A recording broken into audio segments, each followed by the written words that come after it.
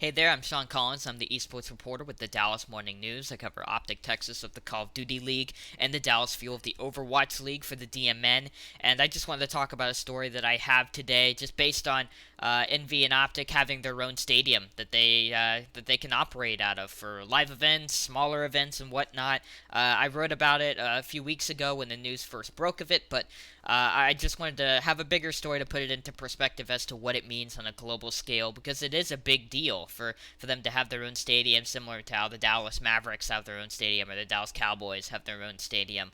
Um, but I'll get straight into it. If you want to subscribe to the Dallas Morning News, you can do so at this link here. If you use code SeanC, you can get a free month off. And if you want to follow me on Twitter for more updates, you can do so right here. That's the best way to get updates on the Call of Duty League, Overwatch League, and OpTic Texas and Dallas Fuel. But anyways, kind of getting into this story, the first thing that I wanted to touch on is that I spoke with Envy president Jeff Moore about this event venue, and esports organizations are still not profitable, and that's to be expected. If they were profitable already, they'd be shouting it from the rooftops, because it'd be a huge deal as to how they figured out how to do that so young in the industry. But they're not really, doing this event venue completely with revenue in mind, though they'll take ticket sales and parking and concessions and so on and so forth. But they're thinking about building and developing their audience. That's really what they're looking at right now. If one person shows up to Call of Duty Major 1, which is this weekend starting Thursday through Sunday, if you show up, all it takes is one person having a good time and, bringing three of their new friends the next time. And that's pretty common. A lot of people who are going to these events are going to their first esports event. And so that's kind of a big deal. I also spoke with Adam over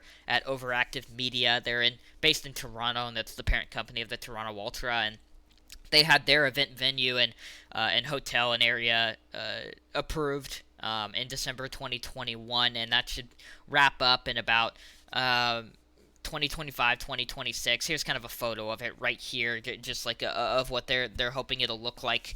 And that's going to cost about 400 million. That number's in the story as well. But they're doing it with the younger generations in mind. Adam said that they felt over at Overactive that Overactive, that the younger generation has not been taken into account when it comes to like live events and other things like traditional sports as of recent, and they want to do that, especially with esports.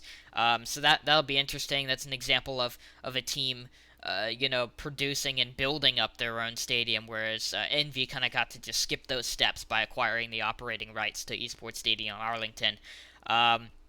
I spoke with several others. I spoke with OpTic Roger, if you're familiar, and he kind of gave some context as to why it's important for content to have their own venue. I think that's an interesting part of the story. There are a few quotes in here from him. I also spoke with Scump and Rambo Ray about the story, just because they've competed in so many different types of areas in their careers. They've been in Call of Duty for over a decade, and I also spoke with Rush, the head coach of the Dallas Fuel. He's from South Korea, and he just gave some examples of what life was like for him when he used to compete at an amateur level over in South Korea, playing like StarCraft. He played in a subway station, and I thought that was super cool. And he basically just was able to break down how a move like this, makes or compares America to other regions like South Korea, and it's a big deal.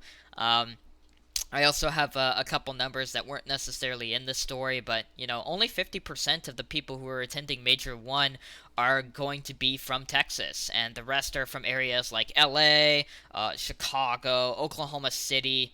But yeah, there are a lot of people traveling for this sort of event, and I think that they're trying to get to a spot where they have a lot of Texas fans who are in house and are willing to do that. And they're really testing the green wall and the Dallas Fuel fans to see how well they're able to come out and show out for people on whether it's a bi-weekly basis or a weekly basis, or eventually to like a daily basis, similar to baseball or basketball. But anyways, I appreciate you checking out the story and the content, and feel free to like and subscribe.